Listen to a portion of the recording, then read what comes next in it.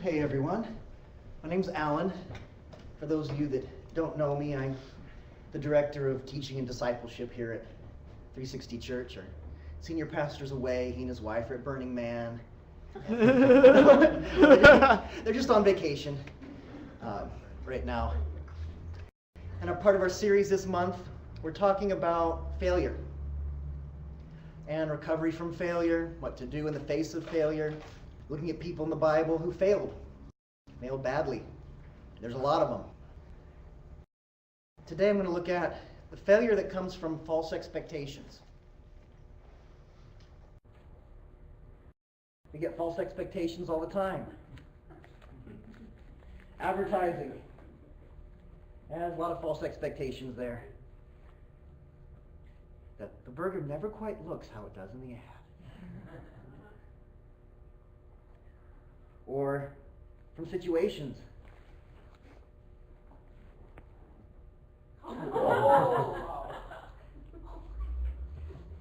Sometimes things don't quite turn out how we were wanting.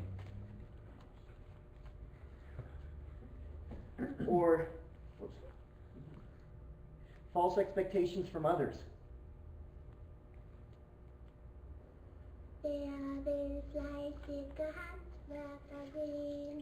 La la la, oh la la la, oh we find the rest of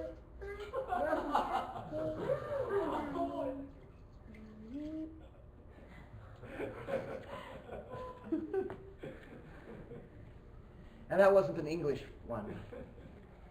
Sometimes other people don't quite live up to what you're expecting.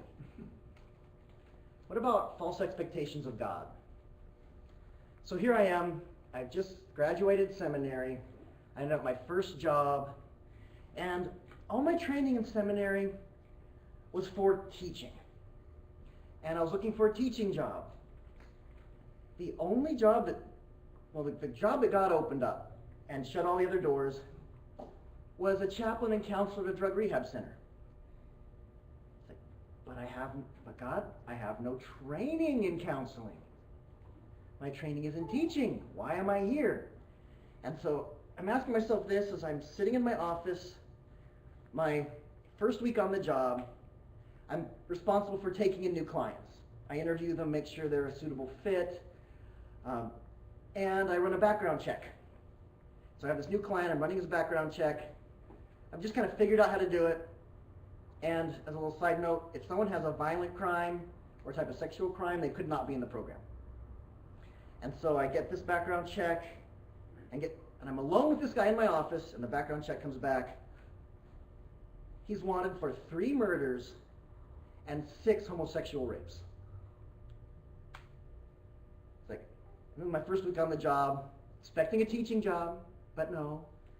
Here I am, trying to figure out, how do I, 1, tell him he can't be in this program, and 2, what do I do with this information along with him in my office to try to keep him here and notify the suitable law enforcement agency? God, this is not what I expected. Or a couple months later, when I get a call from the Denver police saying, are you Alan? I'm like, yeah. He's like, well, we've just rescued this clerk at a sporting goods store that had been robbed. He was tied up, and the guy had tied him up and robbed the store of a .45 and ammunition, and told the clerk that he was on his way up to where you work to kill you. And we just wanted to kind of let you know.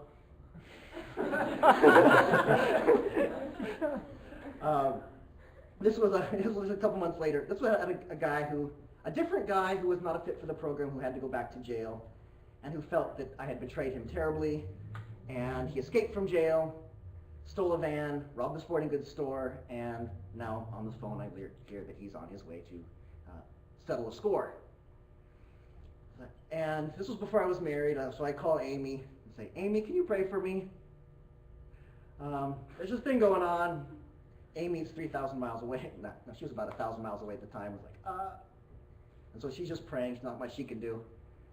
But wait. And so I'm just like, God, this is not what I expected. Everything about my future is not what I envisioned, not what I prayed for, and a little more stressful than I thought. My expectations weren't what God gave me. Just so you know, the way that was resolved is the guy had been in jail for a long time before he got out and then had to go back, and he got lost on his way to see me. And he stopped for a Big Gulp on his way, and while he was inside the 7-Eleven getting a Big Gulp, a passerby noticed the loaded gun sitting on his dashboard. Called the police. They arrested him and took him away. That was about 20 miles from my job. That's how it was resolved. Thank you, Lord. But false expectations. Look at Judas. I call today's talk Judas the hero. The way we look at it is Judas, his failure came mainly from a false expectation of God. We're going to open up and kind of look at what happened. How did he end up where he ended up? Look at the cultural context of the first century Israel and Palestine area. Israel was a country under Roman occupation. Rome had come in, put the smack down, conquered the place, and they ruled. The Jewish people did not like this. They were not free. There was expectations that they would bow to Caesar as a god. And so you also have a situation of you don't have your religious freedom, you don't have your political freedom, and you have this, you reading the Testament, well, the Old Testament to Christians, to them it was the law and the Torah, and they're looking at, they have the Messiah. This Messiah is promised. This Messiah is going to bring us freedom. And everyone thought that this meant political and military freedom. When the Messiah comes, he's going to be the general that starts the uprising, kicks all the foreign powers out, and we get to be free. We get to be free to worship God how we want. We get to be free from foreign cultural influences. And Palm Sunday, that's a perfect example. Jesus was riding into town and everyone was waving these palm branches, symbols of military victory. Jesus knew this would happen, so he picked to ride in on a donkey. He's like, no, I don't want to ride in on a horse. That'll feed people's expectations in the wrong way. Generals riding in horses. I'm going to ride in on a donkey. So people were still waving their palm branches. And what's interesting is you have these churches that celebrate Palm Sunday, wave the palm branches, everyone gets excited. But Jesus' reaction to Palm Sunday, if you read the story, after he got done riding the donkey and got to his destination, he looked back where the people were cheering and he cried. They weren't cheering for him for the right reasons. They were cheering for him because they expected the conquering general. Which also explains why the people could cheer for him 1 week and 1 week later be telling Pilate to crucify him. Jesus did not live up to their Palm Sunday expectations, so he had to go.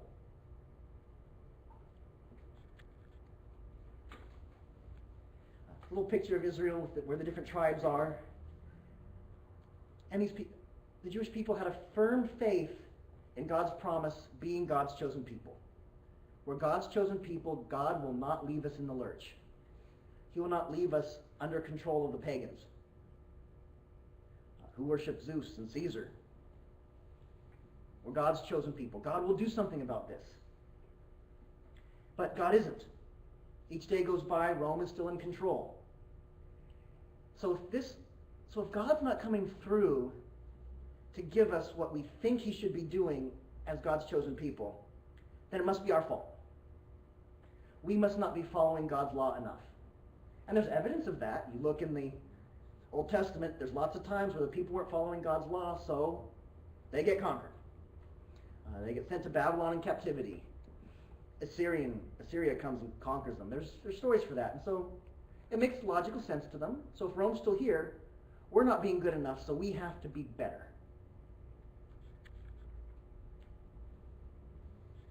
picture, human nature summed up in one picture. I'm also reminded every time I drive by Berkeley Bowl, when you see that little sign that says, not Berkeley Bowl, the cheese board. You're driving by cheese board, you see that little sign, do not stand or sit in the median, and everyone's there just as a crowd. And that's human nature. And so the Jewish people are thinking, if we're not good enough, we have to get better, then we all need to be following God's law even more. And there began this rumor, this thought, that if everyone followed the Old Testament laws for just one day, every single person followed all the laws of the Old Testament for one day and one day only, then God would come back and fix everything. He would come back, sweep the foreign powers away, and basically institute God's rule on earth, heaven, the second coming. If everyone would only just follow God's laws for one day. And what about the Pharisees? The Pharisees were the popular encouragers. They're the ones going around encouraging people, keep the law, let's watch out for you, let's hold everyone accountable. They were the accountability partners in the Old Testament times, making sure everyone was doing the right thing. And then Jesus butts up against them. There's stories in Josephus, a Jewish historian, that talk about Pharisees were willing to go to die rather than renounce God to Rome. There's stories of Pharisees where the Romans would heat up hot steel rakes and metal rakes, and not steel, but metal rakes, and pull their skin off. Kind of gruesome, and tell them to deny God, and they wouldn't. And so the people liked them, for the most part. And so why did Jesus have such a hard time with the Pharisees? They're just trying to help everyone be accountable. And why are they so mad at Jesus? Well, because Jesus wasn't following the laws the way they thought. And so Jesus was actually keeping God's reign from happening. If Jesus wasn't following these laws like we think he should be, he is someone that's not following God's laws. People aren't following God's laws for a day. Other people are listening to him, and then the whole thing falls apart. Rome's going to be here forever, and God's never going to come back. So they're a little peeved at Jesus. What was Jesus breaking? There was this idea of a fence around the law. You have God's laws in the Old Testament. But does everyone understand all these laws? People might break them by accident. Just an oops. Oops, I broke God's law. A good example of this would be Leviticus 11, 20 through 23. I'll just read it straight out. This is one of God's dietary rules. Every flying insect that uses 4 legs for walking shall be avoided by you.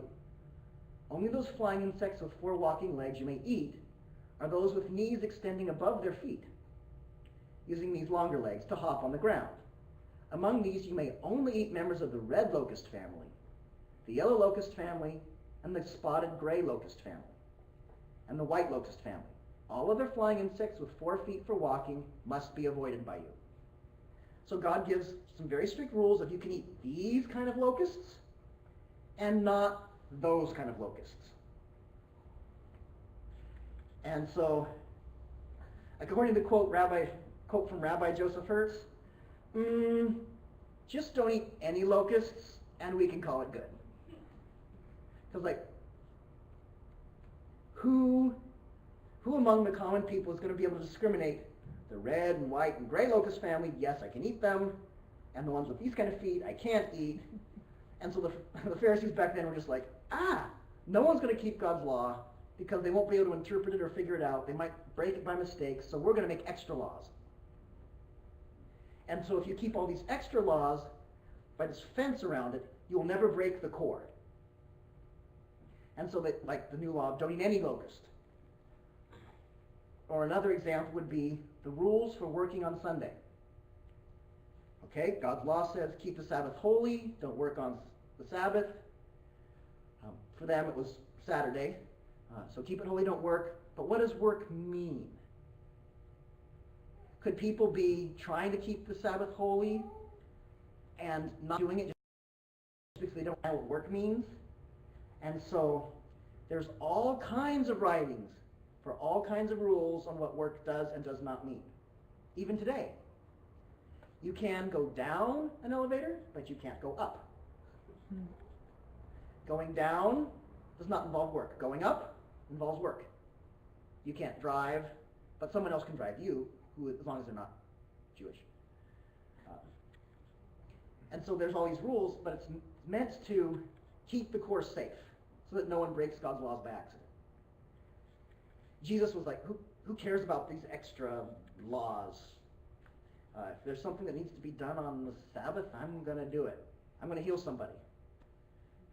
And so the Pharisees like, that must be work. Jesus like, no, that's your extra rules.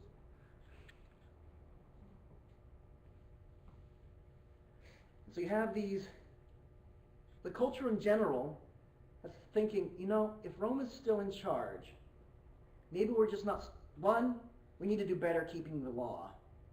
And two, maybe we're just not stepping out in faith with God. Maybe we're just not stepping out in faith and actually challenging the Roman authorities. If there's a war, wouldn't God be forced to aid his chosen people? God wouldn't let his chosen people get wiped out. And so then foreign rule will end. Maybe we need to start a war. Show that we're stepping out on faith. Take up arms. This was the group of people called the Zealots. That's kind of what they were doing. And so when God then comes and frees Israel, Israel would then be on top, not Rome, rule the nations on behalf of God, and create a holy and just world society. Who doesn't want that? That's the cultural context. Now we look at Judas. Judas comes in on the scene. And as a question you look at, it says Judas Iscariot. Iscariot, it reads like a last name. But people in the Bible don't have last names. People in the Bible have titles, or where they're from, or who you're the son of. Like for me, I would be Alan, son of Warren. Or where I was born, Alan from Fremont. Or they'd call me by my title, Alan the grad student, or Alan the part-time 360 church speaker. You'd see that with Jesus. They'd call him Jesus Rabbi, his job title. They'd call him Jesus of Nazareth, where he was from, where Jesus, son of Joseph, who he was the son of, kind of.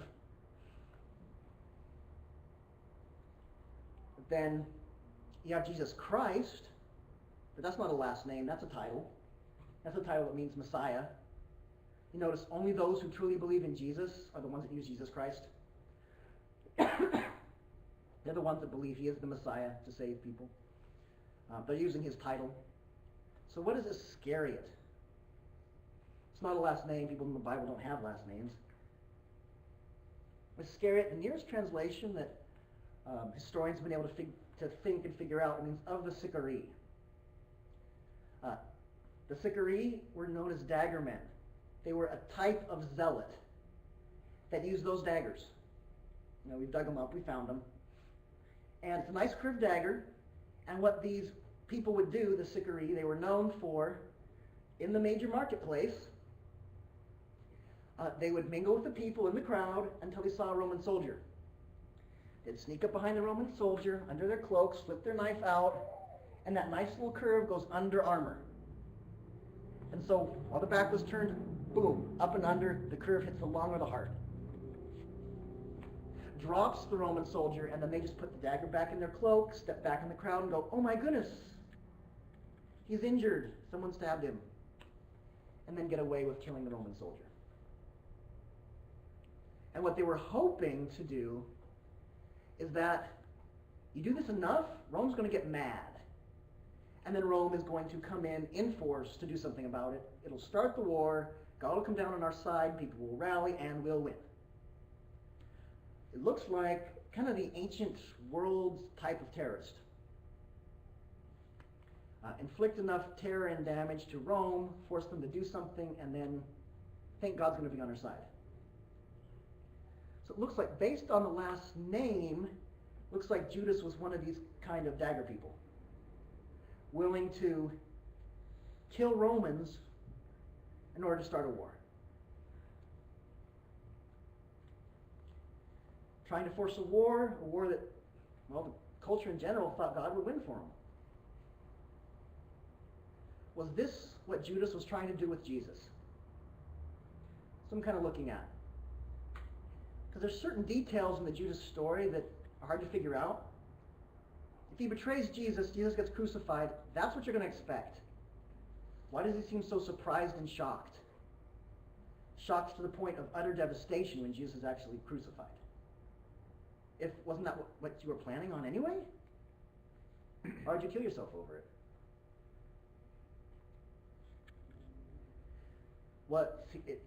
Looking at the historical evidence, the Bible's not clear.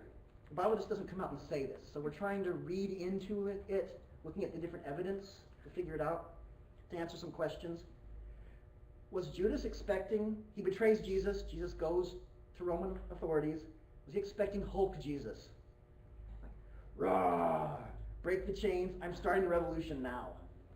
I'm doing what Palm Sunday expected me to do, and I'm going to start the revolution. Judas just needed to give me a little push.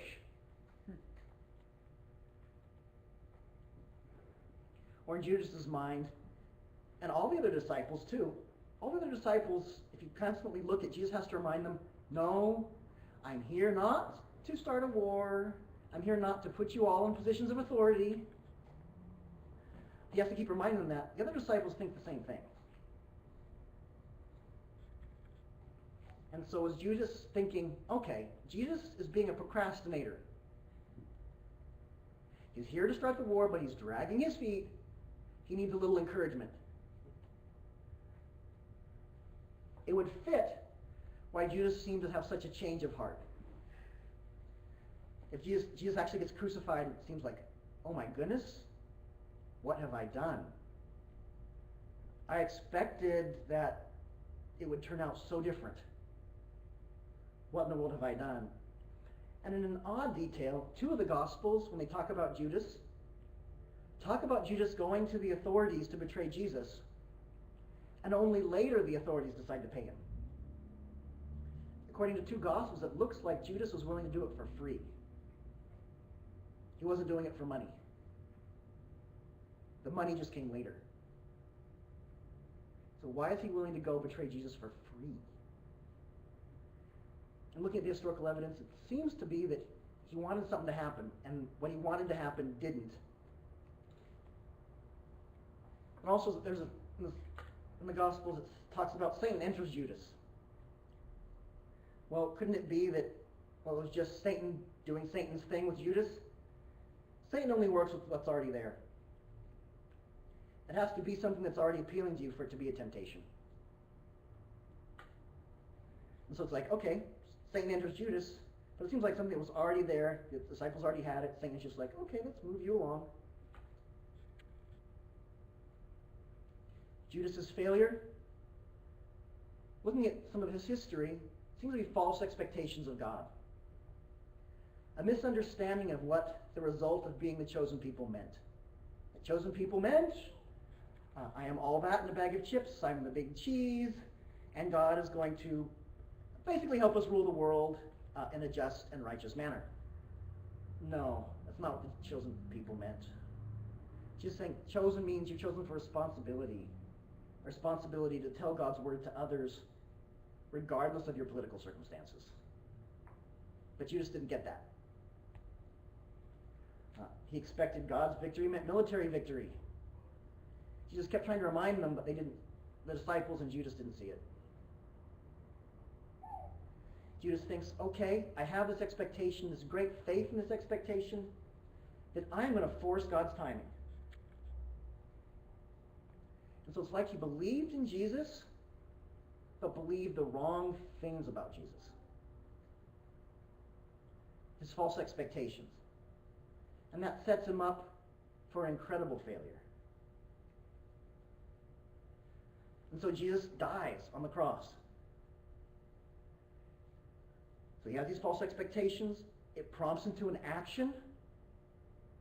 And yet this action turns out to be complete failure. And what happens to him? His whole worldview crumbles. What in the world have I done? I've condemned an innocent man. Emotional devastation. Loss of faith. Yeah, he loses his faith. Because he commits suicide in the one way he felt that would guarantee him going to hell.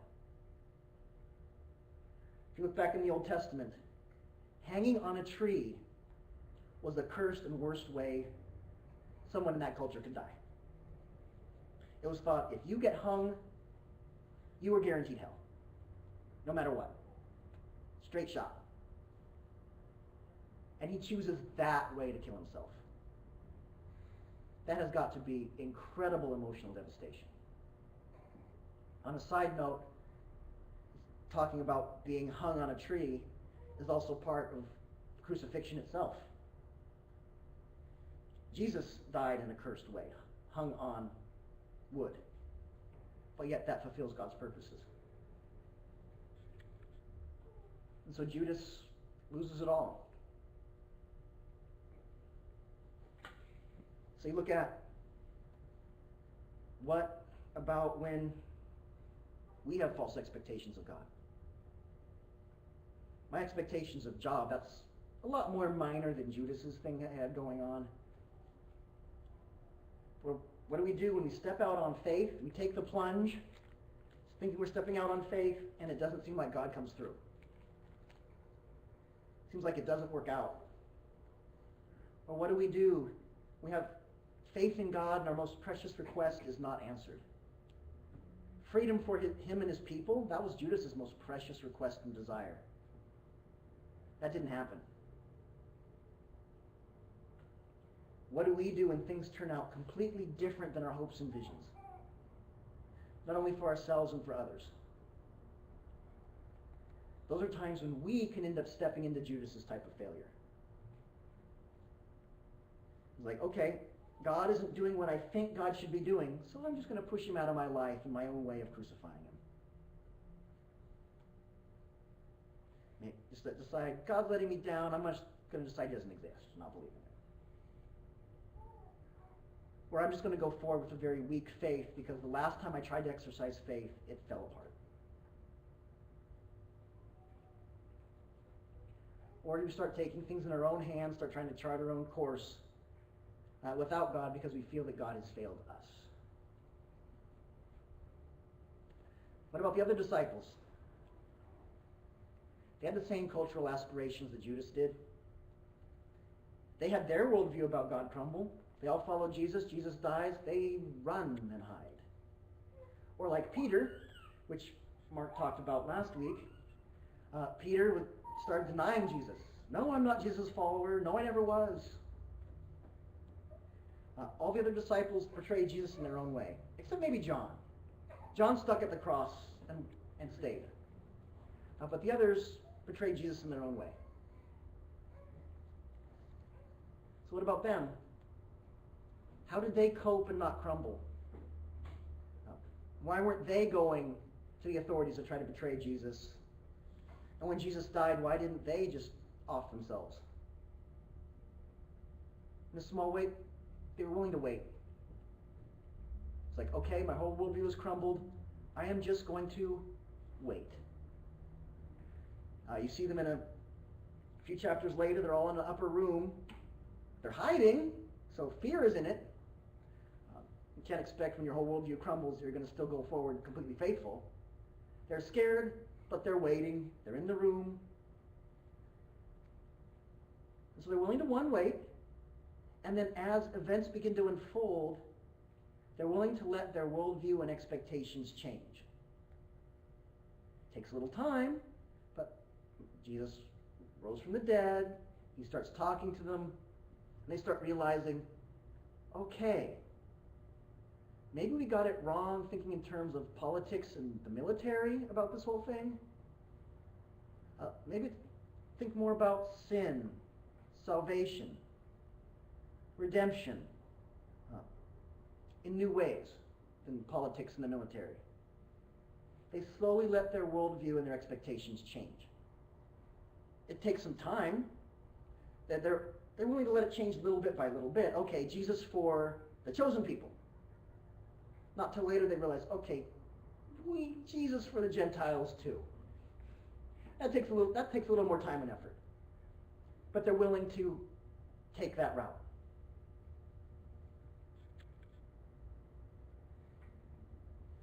So when we look at failure, take a moment to think for ourselves, when we face our expectations not coming through, how do we respond to it? Are we willing to wait and let our expectations change with God? Can I go through the disappointment process with God and through God? Or do we push out Jesus and crucify him in our own way and do our Judas thing? Or do we just let our faith become devastated? So we look at failure. That's what Judas' failure was, false expectations of God. Yes, we can end up being in the same place. Then what do we do about that? Now we're going to take a little time of prayer in the audience. If people could pair up with someone to pray with. If you're new or a visitor or not Christian, please do not feel pressured to do this. The church is, everything we do is voluntary. No one's forced to anything, and we respect if you wish to sit out. Just take this as a time of silence. But for those that wish to participate, pair up with someone and take a moment to share with this person. 2 if you can, 3 if you need to. And then just share with this other person, what would you want most from God right now today? And then take a moment to pray for each other. You can go ahead.